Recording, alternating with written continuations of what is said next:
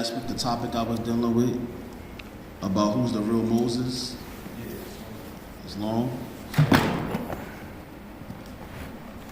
Anybody can elaborate a little bit or whoever watched the video on the degree I was dealing with? Anybody remember a little something about it?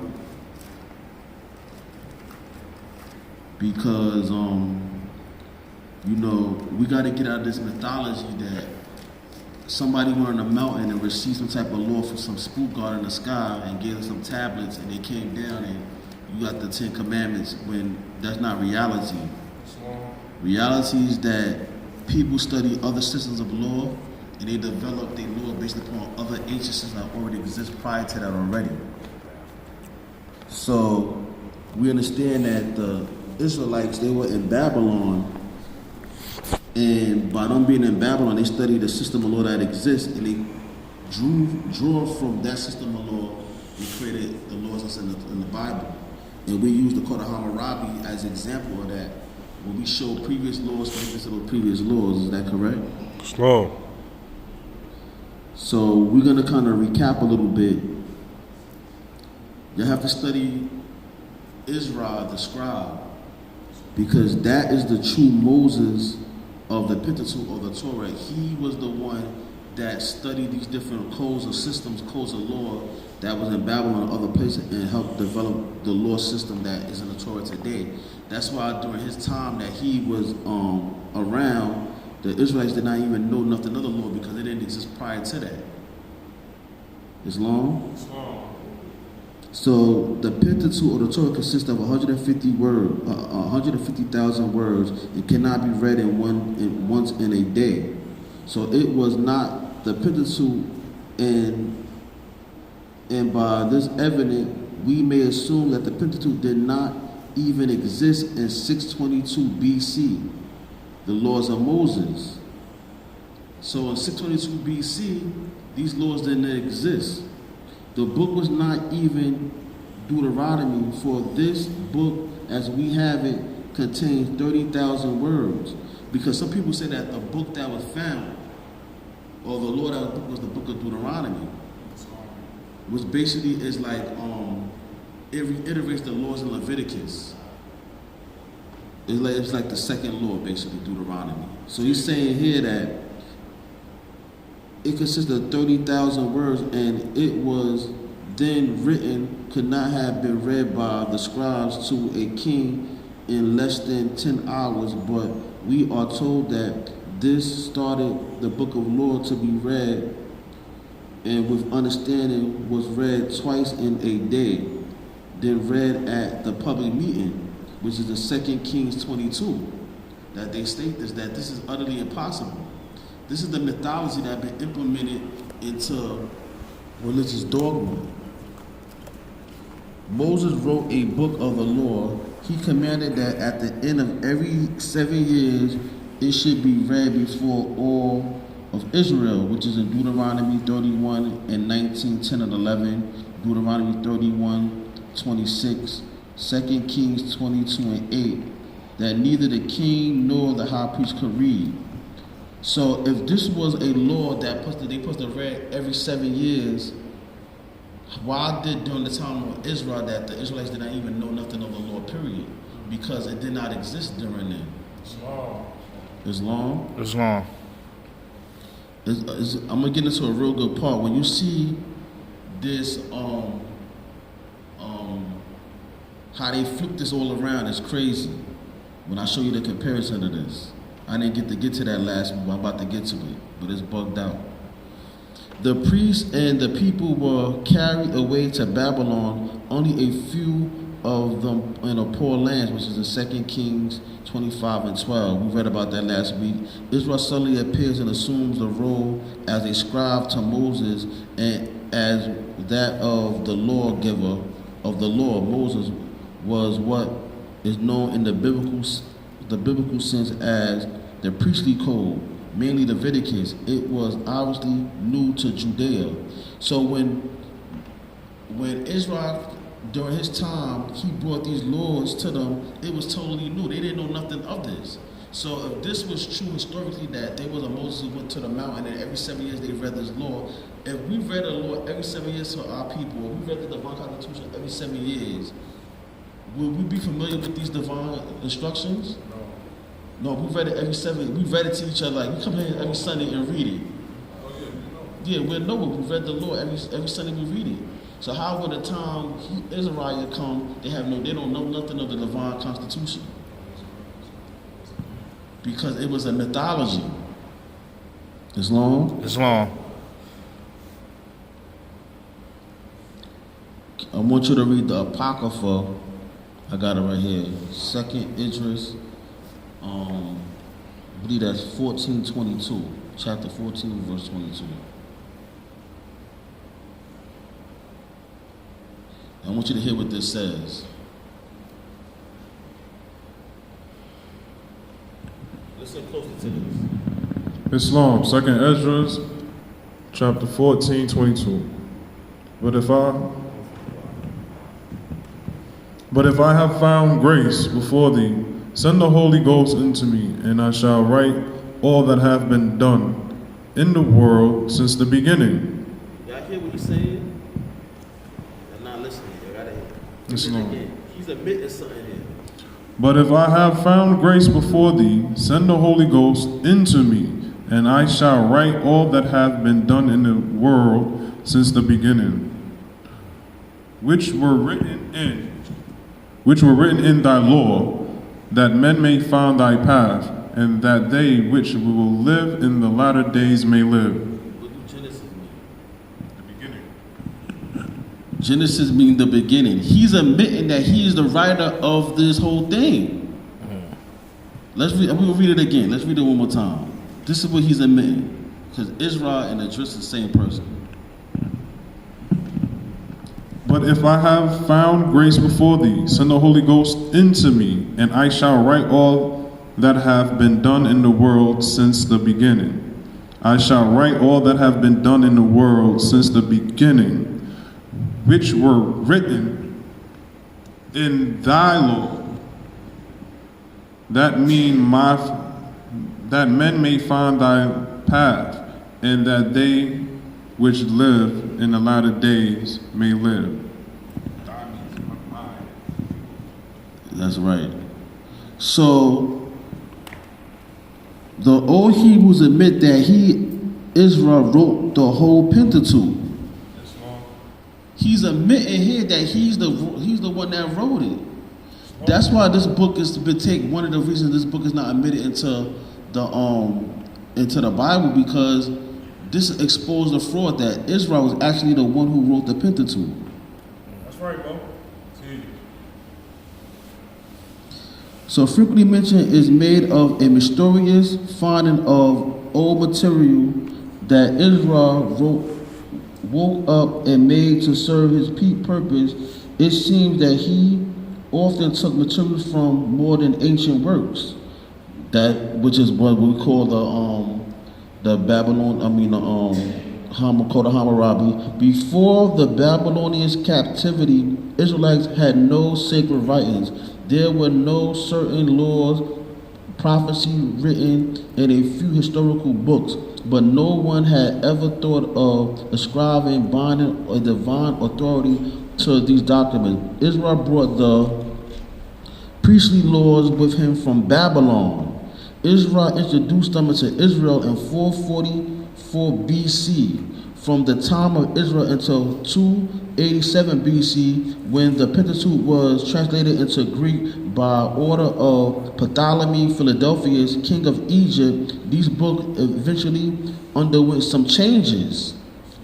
This was the process that this went through. So it was not introduced into Israel until 444 BC, from the time of Israel until 287 BC, when the Pentateuch, which is the Torah, was translated into Greek by the order of Philadelphus, king of Egypt. This book eventually went through changes. So right now we don't have that book in the form it was back then when it was introduced to Israel. It seems that the laws of Moses, as we have it in the Pentateuch, first appears and was first published to the people by Ezra when he read therein before the streets that was before the water gate. This is in Nehemiah 8 and 3.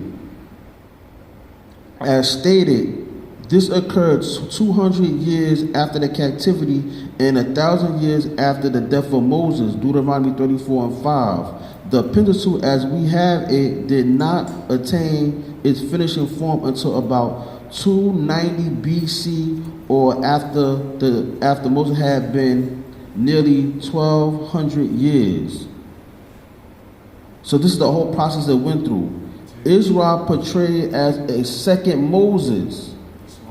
Moses brought the people from bondage to El, holy mountain, for the first time in the first month. Now this is where it gets kind of bugged out right here. I don't know if y'all understanding me, but now what I'm saying is that when we read the Apocrypha, Israel admit that he was the one who wrote from the beginning, which is the book of Genesis, that he's the one that is the scribe of the law.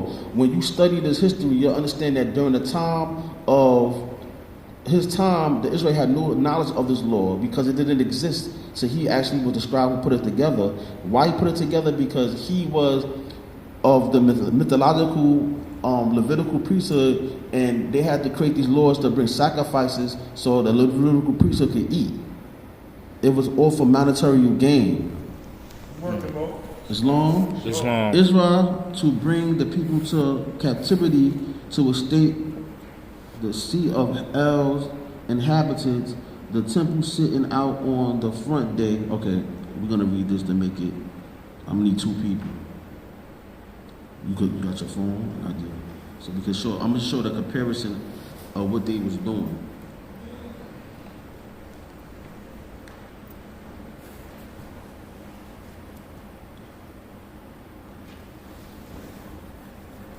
You could give me, Muhammad, give me Ezra chapter 7 verse 10, and you give me Exodus chapter 19 verse 19 to 20. I want to see if I see something here. Whoever got it first. Ezra chapter 7 verse 10.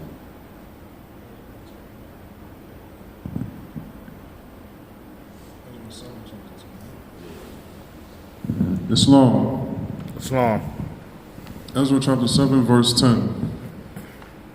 For Ezra had prepared his heart to seek the law of the Lord, and to do it, and to teach in Israel statutes and judgments. Islam. Islam.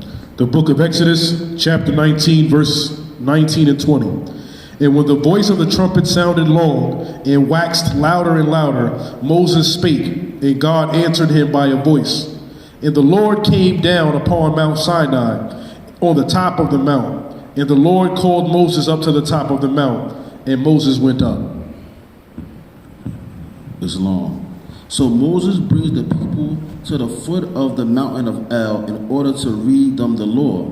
Exodus 19 to 20. Israel came to the seat of the temple of El to read the people the law in his prayers. So when you read Israel 7 and 10 and Exodus 19 to 19, 20 to 20, you'll see that as a comparison to one another.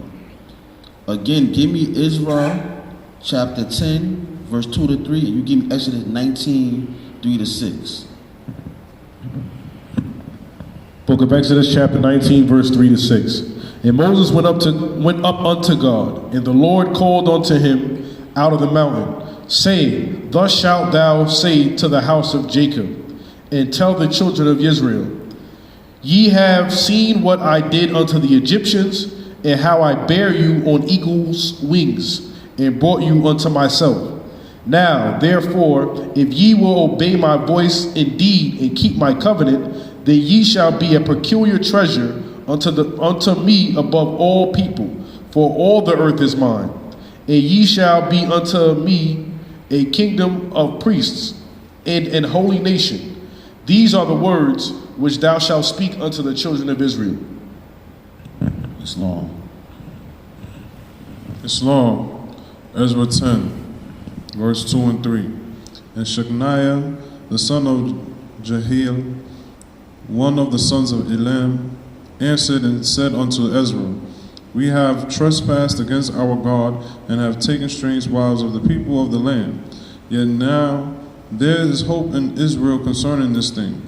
Now therefore let us make a covenant with our God to put away all the wives, and such as are born of them, according to the counsel of my Lord, and of those that tremble at the commandment of God, and let it be done according to the law. It's long. It's long. It's long. When you go back and look at the video, you're going to see that Moses and Israel is doing the same thing. It's reiterating the same thing, because what they did is called replacement theology, where they'll take an event and then they'll just change the name, but it's actually the same event that's taking place. So what happened is that they created the myth of Moses doing these things, but then Israel is doing the same thing that Moses allegedly was supposed to have done. It's comparison to one another. So that's why when you're going to go back and study, you're going to see that everything Moses is supposed to have done, Israel did it in the same time during the time that he had lived. So Moses arrived at the mountain in the form of a new covenant between El and Israel. When Israel arrived at the house of El, he told them there is a hope for Israel against the divine anger if they form a new covenant with El. He's telling them the same thing. The priesthood is well provided by the Exodus with food and wine. Every day, constantly, the people are bringing 2 lambs to the altar for sacrifice with oil and wine. And Aaron and his sons shall eat the flesh of the ram and of the bread. Give me Exodus chapter 29, verse 28. Islam, the book of Exodus, chapter 29, verse 28. And it shall be Aaron's and his sons by a statute forever from the children of Israel. For it is an heave offering, and it shall be an heave offering from the children of Israel of the sacrifice of their peace offerings, even their heave offerings unto the Lord.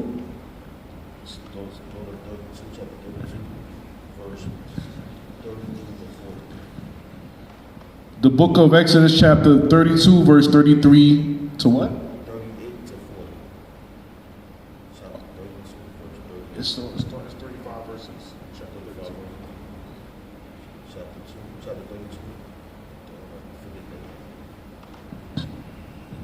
32. So we see here that the Aaronic priesthood, when they made they took the altar and sacrificed the animals. What took place then? The Aaronic priesthood, they're the ones that are able to benefit from that. That's why I connected to the previous video talking about the Levitical priesthood, the greediness of the Levitical priesthood. We saw that Israel carried his line of descent directly back to Aaron. When you read Israel chapter 7, verse 1 to 5, then as one of Aaron's sons, he will be provided with food by the people all his life without labor or any worry. This is all it's about.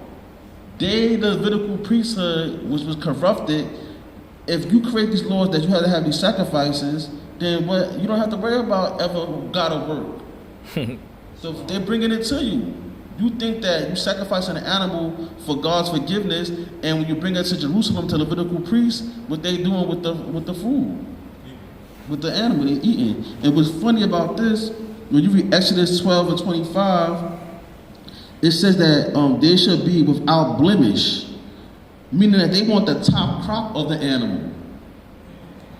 And you have people arguing about this. Is this Jesus? Is this that has no blemish? It can't be. But it's not even about Jesus or none of these things. Oh, he can't have no blemish, so it can't be Jesus because he was beaten by the Romans. No, this means that they just want the top-notch food. That's all it's about. They don't want no animal to have no blemish. They want him to be. They want the best, the cream of the crop when it comes to what they type of food they want to eat. They want food they call it filet. I can't pronounce it. Filet mignon. That's what they want. They want the best of the best. They don't want no blemish. That's what it's about. It's long. It's long.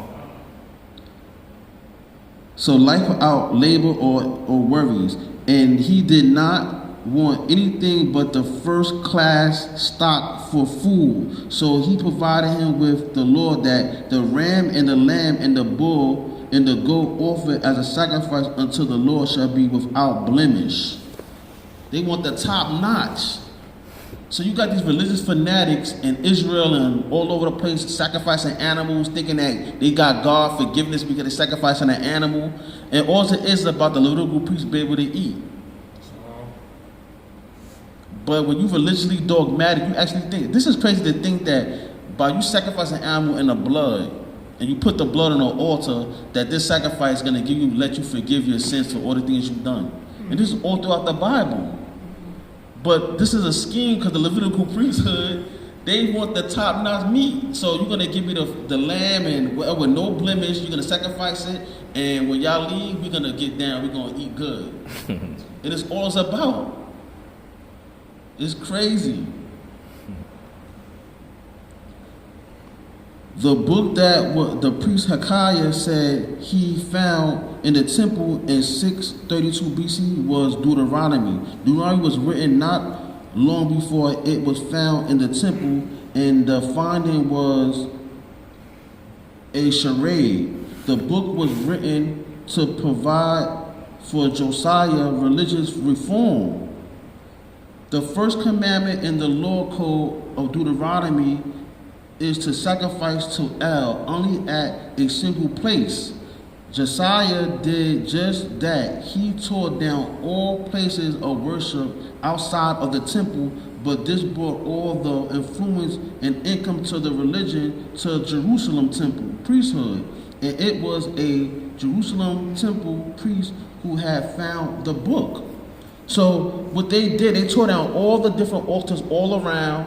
They brought the food back to the sacrifice to Jerusalem only because Hilkiah was a Jerusalem priest and they wanted to capitalize on the sacrifices. So they brought it to Jerusalem. But you can read Deuteronomy chapter 12, it goes into that. So what do we learn from this? We're learning that this was only based upon them want to receive monetary gain. And if Ezra saying that he's a descendant of this mythological Aaronic priesthood and that he's a Levitical priest, and you have to sacrifice to the animals to the Most High, to the Levitical priest, what happens when he gets out of this? Food. He gets the meat. Ezra, one of the Aaronic priests in particular, had all this power. Ezra, he had the backing of the emperor, even though he was not the high priest. His authority was directly linked to the scroll that he brought to Judea, as a scroll that is identified as the Torah or Moses, which Yahweh El of Israel gave. Two men are known as the lawgivers, Moses and Ezra. Ezra was a priest and lawgiver and a scribe. He had assist two documents in the biblical biography to Ezra, which explicitly about which the document introduced him, Ezra chapter 7 and 10. I'm about to close out with this. But the first time that we find the full Torah of Moses in Judea is in Ezra's possession. He sought it out. He was a scribe who worked with it. His personal carried it to Jerusalem, and he personally gave it its first public reading. Nehemiah chapter 8, verse 2 to 3. And when he read it to the people, they heard things they never heard before. So what we get out of this, Moses, is that the wicked Levitical priesthood created this system to gain monetary gain, and that they to basically live off the people. And Israel played a major role in that. And he was the real Moses of the Pentateuch, and they did this because they wanted to have power, this priesthood, over the people. And with that I say peace. Peace.